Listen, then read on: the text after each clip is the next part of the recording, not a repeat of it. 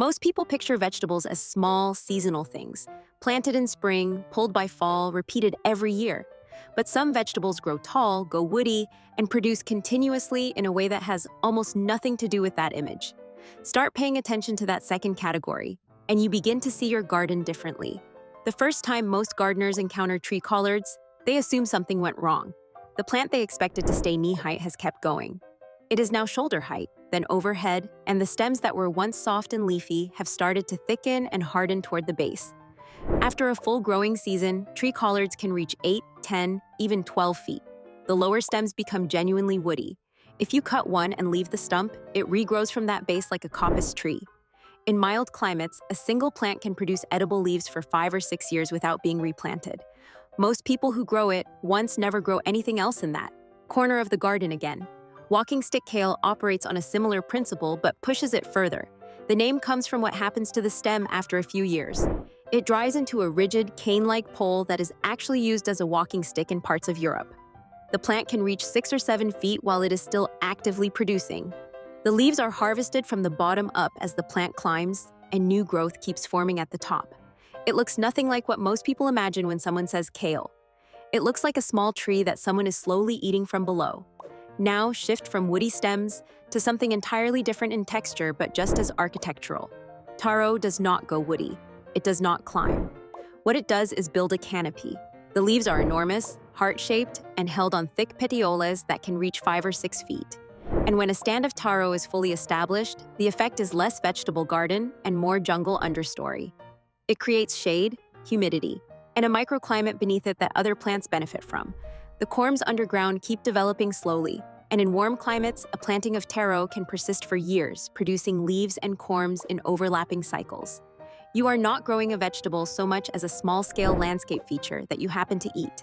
The tree-like quality is not always about height. Sometimes it is about longevity and continuous production. Asparagus takes 3 years before it gives you anything worth eating. Most first-time growers lose patience and give up, but the gardeners who wait discover something unusual. Once established, an asparagus bed can produce for 20 to 30 years from the same crowns. In early spring, the spears push up fast, almost visibly. Then, if you allow some to go to fern, they grow into tall, feathery plumes that reach 5 or 6 feet and anchor the whole bed through summer. The plant is perennial in the truest sense. It builds resources underground over winter and spends them upward every spring. That cycle is not annual, it is arboreal. Something about moringa pushes this logic even further. Technically classified as a tree, it is almost always managed as a vegetable crop. In tropical and subtropical growing, it is regularly cut to the ground or harvested hard from the top, and it regrows with astonishing speed. The leaves are the harvest, soft, compound, protein-dense, and produced in such volume that a single managed plant can supply a family with greens almost indefinitely. Left unmanaged, moringa reaches 30 or 40 feet. Kept pruned, it stays bushy and dense and within arm's reach. The same plant that could become a tree is deliberately kept in a vegetable habit. You are, in effect, training a tree to behave like a garden plant. Chaya is similar in this respect, and even less known. It is sometimes called the tree spinach of the Mayan world, and it grows in the same way that a woody shrub does, branching, thickening at the base, producing leaves continuously across the warm season and in some climates year-round. The leaves must be cooked before eating, which is the main reason most Western gardeners overlook it. But in the gardens where it is understood, it is treated as a permanent fixture. You plant it once in the right position and simply harvest from it, indefinitely, in the way you would harvest from a mature fruit tree. Then there is perennial tree spinach, which shares the name but is a different plant entirely, a form of Chenopodium, sometimes reaching 6 feet or more, with edible leaves that are produced along branching stems. In favorable climates, it self-seeds and returns each year, sometimes from the original root. The plant builds height across the season and becomes visually dominant in a way that most annual spinach simply never does. If you let it go to seed intentionally, it provides the next generation without any help from you. At some point in a conversation about tall, productive, long-lived vegetables, okra always arrives, and it is usually underestimated. Most people grow it as a waist-high annual. But in warm climates, left in the ground and given time, an okra plant will reach 8 feet or more. The stem becomes legitimately woody toward the base. The plant produces pods continuously and abundantly as long as the temperature stays warm, and you keep harvesting. Because the moment you let pods mature and set seed, production slows dramatically. Manage it correctly, and a single okra plant in a long warm season produces more than most gardeners expect from an entire row. Eggplant behaves similarly, particularly the large bush varieties. A well-established eggplant in a warm climate becomes a substantial shrub. The stems harden, the branching becomes dense, and if you get a second warm season from it, it hits the ground running in spring because the root system is already established. Gardeners in tropical climates often keep eggplants for 2 or 3 years, pruning them back between seasons like fruiting shrubs. The difference in production between a first-year plant and a second-year plant in that situation is significant. The older plant simply does more. Pepper plants, given time and warmth, follow exactly the same arc. In temperate climates, they are grown as annuals and pulled at the first frost. But in frost-free conditions, a pepper plant becomes a woody perennial that can live for many years. The stems thicken, the branching becomes established, and the plant flowers and fruits across most of the year. Some gardeners in warm climates have pepper plants that are 4 or 5 years old. They look nothing like the seedlings sold in garden centers. They look like small ornamental trees that happen to be covered in fruit. Banana pepper bushes, specifically, develop a particularly satisfying shape: compact, multi-branched, and dense with fruit when producing well. In a long-growing season climate, they are almost embarrassing, and their output, the plant becomes structural. You stop thinking of it as a seasonal crop and start thinking of it as a fixture. The indeterminate tomato is perhaps the most misunderstood plant in the average vegetable garden, specifically because most people try to contain it and fail. The indeterminate habit means it does not stop growing. It does not set a terminal bud and finish. It just keeps extending, producing flowers and fruit along an ever-lengthening stem that, if trained properly, can be run up 8 or 10 feet of vertical support and still be producing at the top while fruit ripens lower down. Gardeners who understand this train a single plant up a tall pole or wire system and harvest from it for months, continuously, from the same vine. It is not a vegetable. It is a producing climber that you happen to be able to eat from on the way up. The tomatillo follows a similar logic, though it is less often trained and more often sprawled, which is part of why it underperforms. For many growers, given a tall support and some guidance, a tomatillo plant can reach 6 feet and produce prolifically across a long season. The husked fruits develop in clusters, and the plant keeps flowering well into autumn.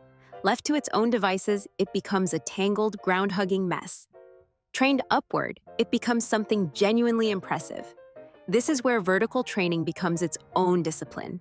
Take Malabar spinach, which is not spinach at all but a tropical vine that produces thick, succulent, glossy leaves from stems that climb enthusiastically given anything to hold. It grows fast. In warm weather, it can extend several feet in a week. Trained up a trellis, it becomes a leafy green wall that you harvest from repeatedly, cutting stems, which regrow from the base, producing more stems, more leaves continuously. It does not tolerate cold, but in a warm season, it is relentlessly productive and structurally beautiful. Bottle gourd takes this principle to another. Scale entirely. The vines are muscular, the leaves large, and the fruits heavy. Most gardeners who try it on a standard trellis are surprised when the structure struggles under the weight. The right approach is a very strong overhead structure, an arbor or pergola, and the patience to watch it colonize that space. Once established, a bottle gourd plant running along an overhead structure becomes effectively a living roof, with the gourds hanging down like ornaments. The harvest is substantial, and the visual impact is unlike anything else in the garden. Snake gourd runs even longer, with fruits that can reach several feet in length and hang in a way that looks theatrical. It needs height and vertical room. Grown on a tall support, with weights sometimes used to encourage particularly straight fruits, a snake gourd plant becomes something people stop to stare at. But it is still a vegetable. Bitter melon climbs in a similar way, with its distinctive warty fruits hanging from vines that spread easily across any vertical surface. It produces prolifically once conditions are right and the plant is established. In Asian gardens, it is commonly grown over doorways and along fences, providing shade, food, and a kind of living architecture that serves multiple purposes simultaneously. Chayote takes this idea and extends it into genuinely tree-like territory. A single chayote plant, given adequate space and warmth, can produce hundreds of fruits in a season from one vine. The plant dies to the ground in cold but returns from the tuber-like root in spring with enormous energy. Trained over a large structure, the coverage is remarkable. It grows with an exuberance that makes other climbing vegetables look cautious by comparison.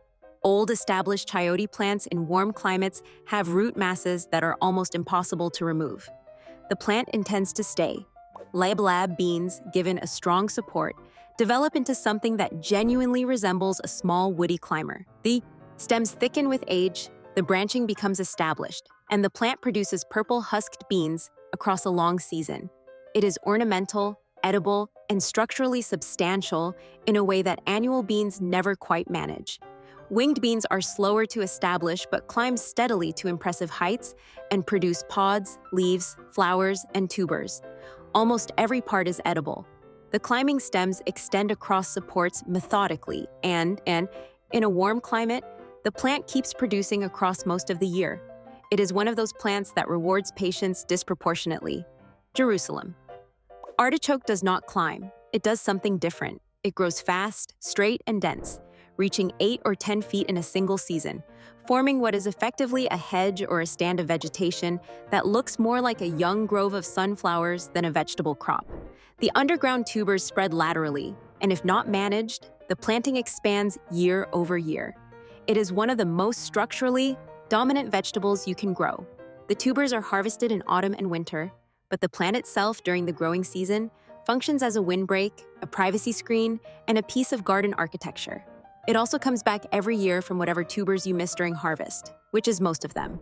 Cassava grows into a woody stem shrub with palmate leaves and can reach 10 or 12 feet in warm climates. The stems are genuinely hard and break like wood when bent. The edible parts are the starchy roots underground, but the leaves are also edible when cooked, making it a dual-purpose crop with a growth form that is unmistakably shrubby and perennial. In the gardens of tropical regions, cassava is a structural plant. It defines space. It grows where other things struggle and keeps producing its roots slowly underground, while the above-ground growth stays reliably green and leafy across most of the year. Sweet potato is usually thought of as a ground-hugging plant, and left alone it is. But trained vertically up a fence or trellis, the vines climb enthusiastically and the leaves are edible throughout the growing season. In that training method, the underground tubers still develop while the above-ground growth is managed and productive. It is a different way of relating to the plant, and it changes how much you can grow in a small space. Amaranth grows fast and tall in a single season, sometimes 6 or 8 feet, with thick central stems and dense seed heads that become structural features as the plant matures. It is grown for both leaves and grain. The leaves are harvested in the early weeks, and then the plant redirects its energy upward toward the flowering stem. In a garden with vertical space, mature amaranth becomes a landmark. It self-seeds prolifically, which means that once you have it, it tends to return on its own terms. Roselle, the hibiscus grown for its calices, builds into a genuinely woody shrub over the season. It starts modestly, and then expands into a densely branched, shoulder-height to head-height plant with ornamental foliage and red stems that become pronounced as the season advances. The calices used for teas and jams develop in autumn, and the harvest period is concentrated but generous.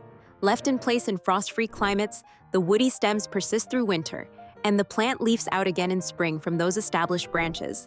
What all of these plants share is not a botanical category or a cultural designation. It is a growth relationship. They build. They establish, they develop structure over time and reward the gardener who works with that structure rather than against it. Most vegetables are designed to give you one flush of productivity and be done. These give you something that accumulates. The more time you invest in understanding how a mature chayote or an established tree collard or a 6-year asparagus bed behaves, the more it gives back. A vegetable garden does not have to be flat, seasonal, or temporary. Some of the most productive growing happens above your head, from plants that have been in the same spot for years, from root systems that have had time to build something real underground. Once you start growing at that scale, the usual rules about what a vegetable is supposed to look like begin to feel like a very incomplete picture. If you want to keep exploring that picture, subscribe. There is more to show you.